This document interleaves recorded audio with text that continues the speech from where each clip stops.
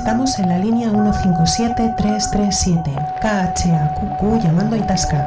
Repito, en la línea 157337, KHAQQ llamando a Itasca. No podemos verlos, pero creemos estar sobre ustedes. El combustible se agota, repetimos, nivel de combustible crítico.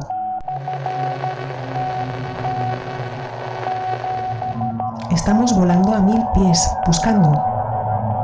No podemos oírles, repetimos, no podemos oírles, pero estamos enviando señales en 6210 kilociclos. KHAQQ llamando a Itasca. KHAQQ llamando a Itasca.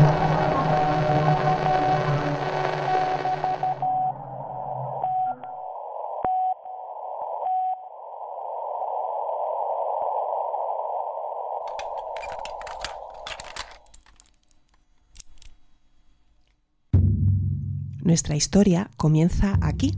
El 2 de julio de 1937, Amelia Earhart y su navegante Fred Noonan despegaron desde Lae, en Nueva Guinea, en uno de los tramos más peligrosos de su misión de dar la vuelta al mundo.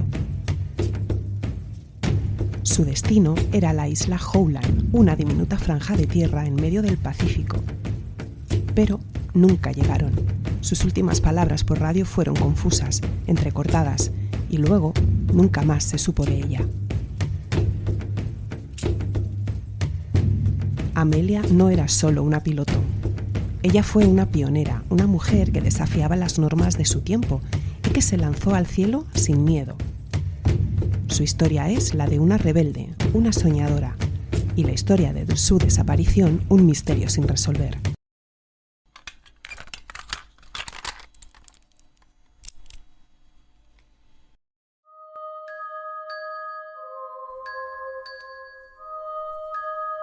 Hay historias que parecen olvidadas, relatos que quedaron en archivos polvorientos, testimonios que nunca fueron escuchados, preguntas que siguen sin respuesta. Aquí reconstruimos esos fragmentos y los traemos al presente. Bienvenidos a Crónica Delirio, donde exploramos historias fascinantes, misteriosas y llenas de lecciones que nos hacen cuestionar el pasado y el presente. Soy Macarena Naranjo Agraz y esto es Crónica Delirio, donde el pasado y el presente se cruzan, donde los datos y las voces reconstruyen lo que alguna vez pareció un misterio. Prepárate para conectar las piezas y descubrir las historias detrás de la historia.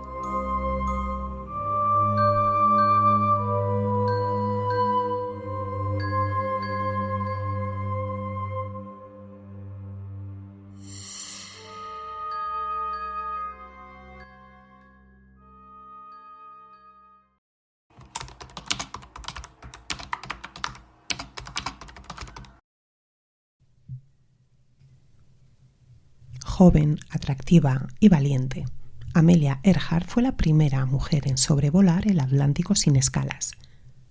Pionera de la aviación comercial en Estados Unidos, impartió clases de ingeniería aeronáutica y fundó la primera escuela de pilotaje para mujeres. Además de su legado en la aviación, luchó por los derechos civiles junto a Eleanor Roosevelt y defendió la igualdad de género. Fue miembro del Partido Nacional de la Mujer y una de las primeras defensoras de la enmienda de igualdad de derechos, apoyando causas como el control de la natalidad y la igualdad de oportunidades laborales para las mujeres. Su valentía la llevó a lograr un hito histórico. Se convirtió en la primera mujer en volar sobre el Atlántico, hazaña por la que recibió la prestigiosa Cruz de Vuelo Distinguido de Estados Unidos. Pero su historia terminó envuelta en misterio. Días antes de cumplir 40 años, desapareció sin dejar rastro, mientras intentaba dar la vuelta al mundo y batir el récord de circunnavegación. Como la propia Amelia decía, nunca interrumpas a alguien haciendo algo que tú dijiste que no se podía hacer.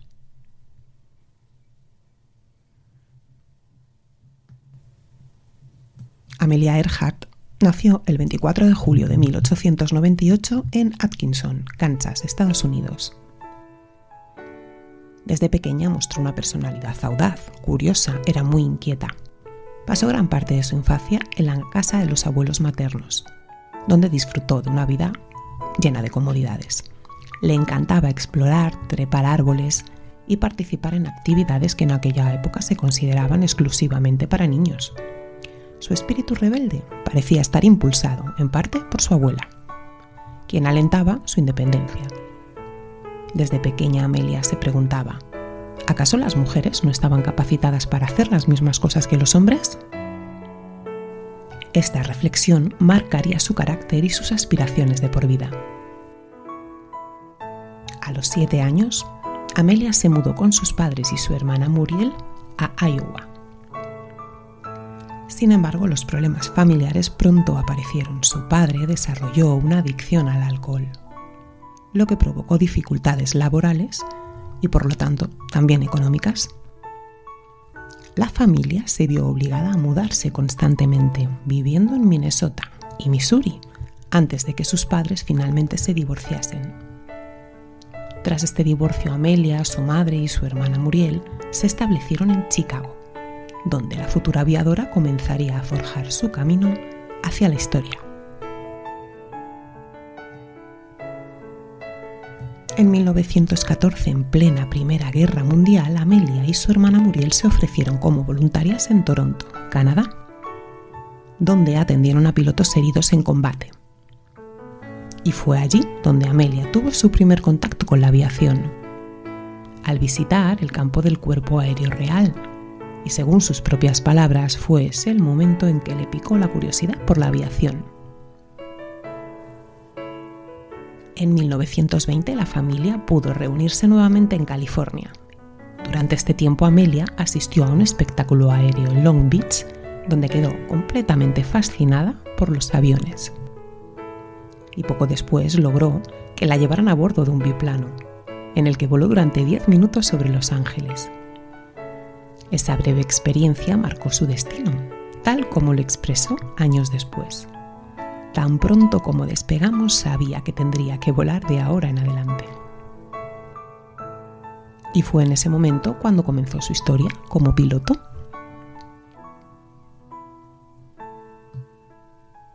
¿Y cómo llegó Amelia a convertirse en aviadora? En la época en la que ella vivió, la aviación estaba en pleno desarrollo y, como era de esperar, las mujeres no tenían permitido participar en ella. Sin embargo, Amelia desafió las normas y se convirtió en una de las pioneras de la aviación, inspirando a generaciones enteras de mujeres.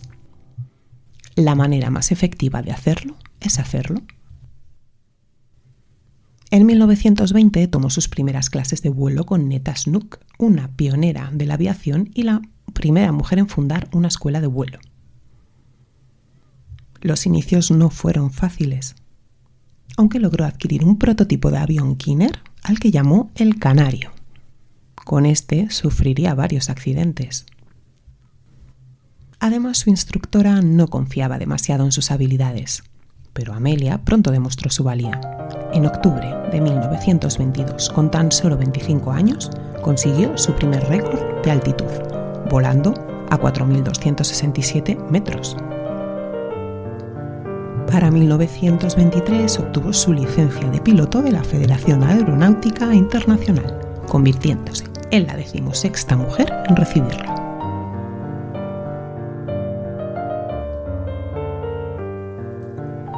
En abril de 1928, Amelia recibió una llamada que cambiaría su vida. El capitán H.H. Riley le preguntó si quería ser la primera mujer en cruzar el Atlántico. La idea había sido de Amy Guest, una aristócrata estadounidense que había adquirido un avión modelo Fokker F-7 con ese propósito. Y fue entonces cuando Earhart empezó a ser conocida como la reina del aire. Sin embargo, su misión no se limitaba a volar. En 1929 organizó una carrera aérea exclusivamente femenina, que iría desde Los Ángeles hasta Cleveland. Amelia también fundó la organización de Las 99, una red de mujeres aviadoras, y ella fue su primera presidenta. Su fama creció y comenzó a dar conferencias, impulsada por George Putnam, un editor y quien sería su futuro esposo. Putnam ayudó a publicar su libro 20 horas 40 minutos y la acompañaba en sus viajes. En 1931 se casaron, pero Amelia mantuvo su apellido de soltera, algo muy poco común en la época. Hasta 1932 nadie había cruzado el Atlántico en solitario, desde que lo hiciese Charles Lindbergh. Amelia decidió intentarlo. El 20 de mayo de 1932 partió desde Harbour Grace, en Canadá, a bordo de su Lockheed Vega modificado. Durante el vuelo, para mantenerse despierta en lugar de café o té, Amelia olía sales aromáticas. Y finalmente aterrizó en Gran Bretaña, logrando un nuevo hito.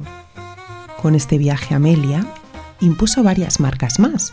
Fue recibida con honores en Europa. Su impacto no solo fue en el cielo, sino también en la tierra. Rompió esquemas para las mujeres en todos los ámbitos, en todos los sentidos.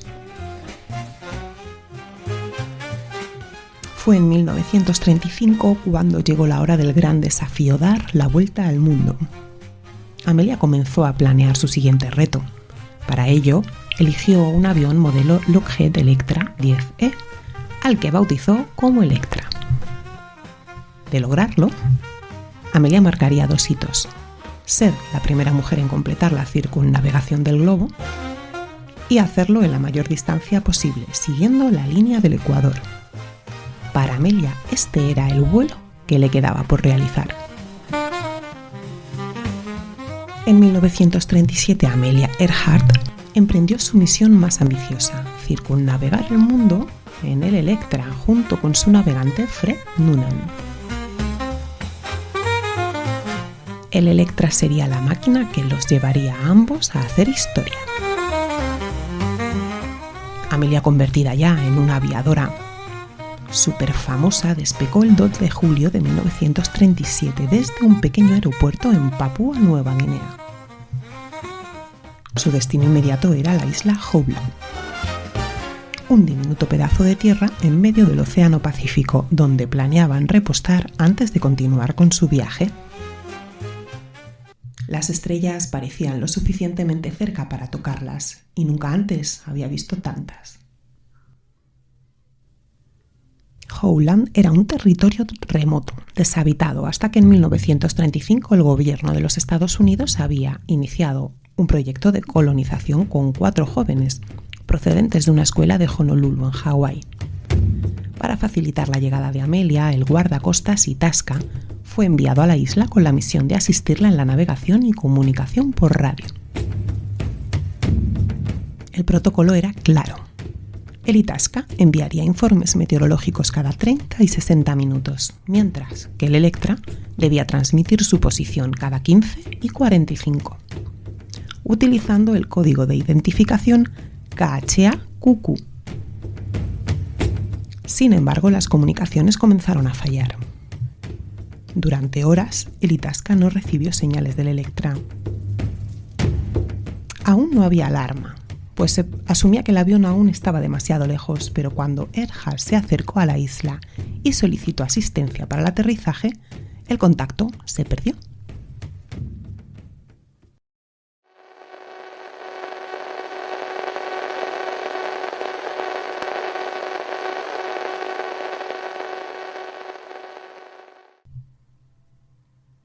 Las siguientes horas estuvieron marcadas por una creciente incertidumbre. Esta fue la secuencia de los últimos mensajes entre el Itasca y el Electra. 2:45. La radio del Itasca capta su voz. Amelia dice: nublado y amenazando lluvia, viento de frente. 3:15. Se esperaba un nuevo mensaje, pero no hubo respuesta. 3:30.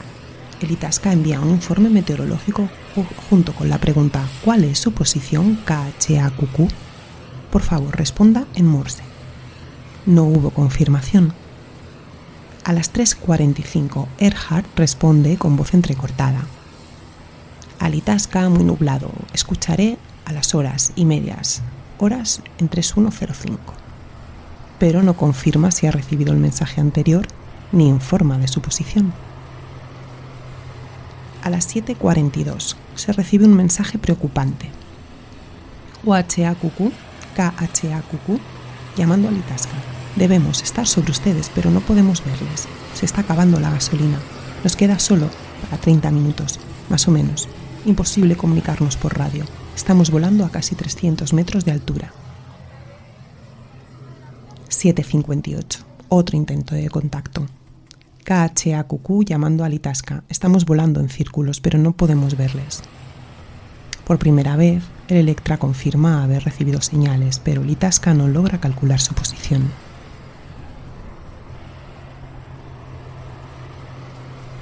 8:45. La última transmisión de Amelia. Estamos en la línea de posición 157337. Repito, estamos en la línea de la posición 157337. Repetiré este mensaje. Volamos de sur a norte. Después, el silencio. A las 21:30, el Itasca concluyó que el avión pudo haberse estrellado en el mar. La búsqueda comenzó de inmediato. ¿Por qué el último mensaje de Amelia fue tan confuso? La transmisión final no indicaba con precisión su ubicación, lo que hizo imposible reconstruir su ruta exacta. La noticia de su desaparición conmocionó al mundo. El 11 de julio de 1937, el periódico ABC publicaba un posible indicio. La estación de telegrafía sin hilos de la isla de Howland anuncia que el guardacostas Itasca ha recogido unas señales que podrían proceder de la aviadora, indicando que se encuentra al noroeste de la isla. Pero la esperanza se desvaneció cuando 4 días después el mismo diario anunciaba la búsqueda infructuosa. Los 60 aviones regresaron a bordo del portaaviones Lexington sin haber encontrado el menor vestigio. Parece estar fuera de dudas la trágica suerte de la aviadora, desaparecida hace 11 días. El presidente Franklin Roosevelt movilizó 6 buques y 66 aviones en una de las mayores operaciones de búsqueda de toda la historia.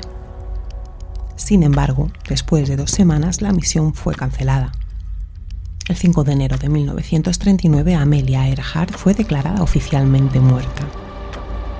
En el momento de su desaparición intentaba completar su mayor hazaña, sobrevolar el globo por la línea ecuatorial. Ni su cuerpo ni los restos del Electra fueron hallados jamás. Su desaparición se convirtió en uno de los mayores misterios de la aviación, dando lugar a incontables teorías y nuevas expediciones de búsqueda. Así, con su último vuelo, Amelia no solo desapareció en el Pacífico, sino que se convirtió en una leyenda. Te podrás imaginar que hay varias teorías respecto de lo que le pasó a Amelia, al Electra y a su compañero Noonan. Lo ocurrido a Earhart es uno de los mayores misterios de la aviación aún sin resolver, y su fama y su carisma convirtieron lo que podía haber sido una desaparición más en un enigma que hoy aún perdura. El fracaso de la primera búsqueda, sus pertenencias personales y del propio avión en sí, un Lockheed modelo 10E Electra, unido a la falta de evidencias sobre el accidente, alentaron desde el principio las más diversas teorías y especulaciones. Y es por ello que cada cierto tiempo, en especial en los últimos años, aparecen nuevas pruebas que apuntan a que la intrépida aviadora norteamericana podría haber sobrevivido al supuesto accidente, aunque nunca se ha podido confirmar. Su misteriosa muerte, unida a su imagen y a sus logros como pionera de la aviación, agigantó su leyenda. Lo ocurrido a Amelia Earhart sigue siendo uno de los mayores misterios de la aviación. Su carisma y fama transformaron lo que pudo haber sido una desaparición más en un enigma que aún perdura. El fracaso de la primera búsqueda, la ausencia de sus pertenencias personales y la ausencia de restos de su avión, el Lockheed modelo 10 Electra, han alimentado durante décadas numerosas teorías y especulaciones. Con el paso del tiempo han surgido supuestas pruebas que sugieren que la aviadora pudo haber sobrevivido al accidente, aunque ninguna de ellas ha sido confirmada. Su misteriosa desaparición, sumada a sus logros y a su imagen icónica como pionera, contribuyó a engrandecer sin duda su leyenda. La teoría más aceptada es que se estrellaron por falta de combustible. En 1940 se encontraron restos en una isla que en principio se creyeron que pertenecían a Amelia Earhart. Sin embargo, estudios posteriores descartaron esta posibilidad. Es la hipótesis más respaldada y sostiene que el avión se quedó sin combustible y se estrelló en el Océano Pacífico cerca de la isla Howland. A pesar de las múltiples búsquedas, nunca se hallaron pruebas concluyentes de esto. En un intento por resolver el misterio, la empresa estadounidense Nauticus realizó varias expediciones en la zona, en 2002 y en 2006, y utilizaron sonares de alta tecnología para explorar un área de 1.630 kilómetros cuadrados en busca del avión de Earhart, pero no obtuvieron resultados. Y ante la falta de evidencia sobre un accidente en Howland, otras teorías han cobrado fuerza a lo largo de los años y el destino de Amelia Earhart y Fred Noonan sigue envuelto en una total incertidumbre.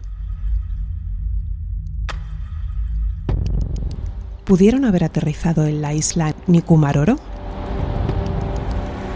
La teoría oficial sostiene que su avión cayó al mar, pero algunos investigadores creen que Amelia y Fred Noonan lograron aterrizar en la isla Nikumaroro, ubicada a unos 650 kilómetros de Howland, y que pudieron haber sobrevivido allí durante un tiempo.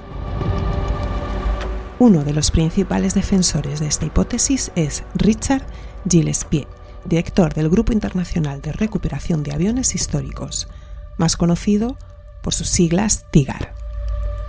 Según su investigación, después de reportar que apenas tenían combustible, Earhart habría buscado la isla Howland. Sin embargo, por error se dirigió hacia el suroeste, posiblemente porque sabía que las Islas Phoenix estaban a unos 560 kilómetros en esa dirección.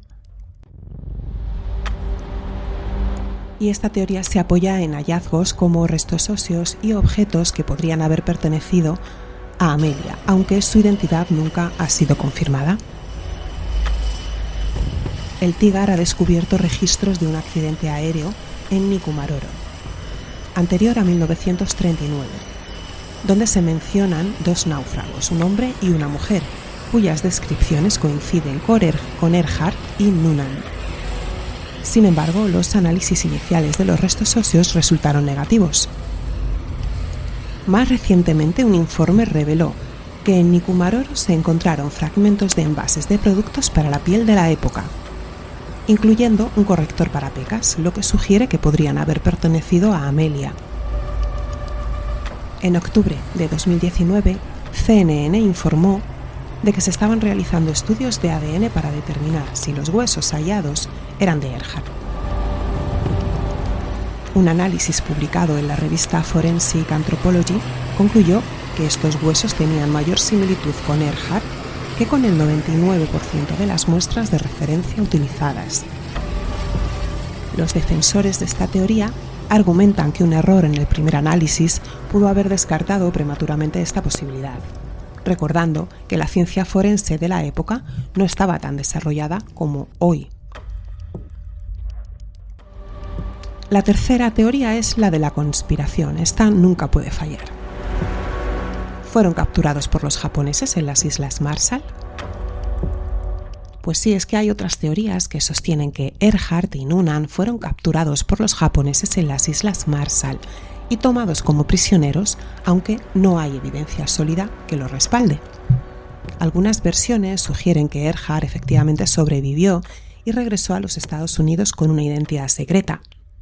Y de acuerdo con esta hipótesis, habría adoptado el nombre de Irene Gregmill y tras casarse con Guy Bolam pasó a llamarse Irene Bolam, falleciendo en Nueva Jersey en 1982. En 2003, el coronel retirado Roland Reineck defendió esta teoría en su libro Amelia Earhart sobrevivió, ya que según él, el gobierno estadounidense encubrió la verdad porque Earhart estaba en una misión de espionaje antes de la Segunda Guerra Mundial. Según sus hipótesis, la aviadora comunicó que se dirigía al norte. Los japoneses interceptaron el mensaje y la retuvieron como rehén. Hay análisis que han comparado fotografías de Irene Bolam con Earhart, su caligrafía y otras pruebas forenses, pero, sin embargo, la mayoría de los expertos descartan esta posibilidad. Sin embargo, hasta que no se encuentren pruebas definitivas, el misterio persiste. Hay una fotografía que desató nuevas dudas. En julio de 2017, una fotografía encontrada en los archivos nacionales de los Estados Unidos generó una nueva hipótesis. La imagen, titulada Atolón Yaluit, muestra a una mujer con el cabello corto, similar al estilo de nuestra protagonista, sentada en un muelle en las Islas Marshall junto a un hombre que se asemeja bastante a Fred Noonan. Según la NBC, la foto respalda la teoría de que la aviadora fue capturada por los japoneses y trasladada a las Islas Marianas, donde habría muerto bajo su custodia. En la imagen también se observa un barco japonés, el Kosu, remolcando un objeto de longitud similar a la del avión de Earhart. Sin embargo, estudios posteriores determinaron que la fotografía data de 1935, y esto fue 2 años antes de la desaparición de Amelia, lo que desacredita esta hipótesis. Os dejaré estos días en las redes la fotografía para que la podáis revisar.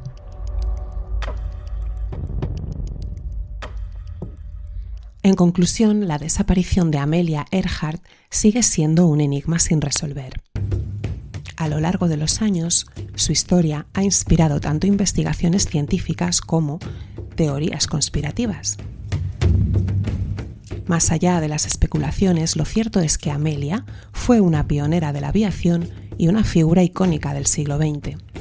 Su valentía, su determinación, rompieron barreras en un mundo dominado por hombres, convirtiéndola en un símbolo de igualdad de género y espíritu aventurero. Según frase de Amelia Earhart, la aventura vale la pena en sí misma. Hoy en día su legado sigue vivo. Desde 1973 forma parte del Salón de la Fama Nacional de la Mujer y su nombre ha sido inmortalizado en un planeta menor, un cráter lunar y un engranaje planetario. Pero la gran pregunta sigue en el aire. ¿Qué pasó realmente con Amelia Earhart y Fred Noonan? A pesar de las múltiples teorías, nunca se hallaron las pruebas definitivas. Algunos creen que aún quedan documentos del gobierno de Estados Unidos clasificados sobre esta desaparición. Otros confían en que la tecnología moderna permitirá resolver el misterio algún día. ¿Se hallarán finalmente los restos de su avión? ¿Fue realmente una espía del gobierno estadounidense? ¿Sobrevivió en una isla desierta o fue capturada por los japoneses? Como en muchos grandes misterios de la historia, tenemos más preguntas que respuestas. Bueno, amigos y amigas, espero que os haya gustado el episodio. Os leeré en las redes, espero vuestras opiniones y vuestros comentarios. Para mí ha sido un placer. Nos escuchamos en el próximo episodio.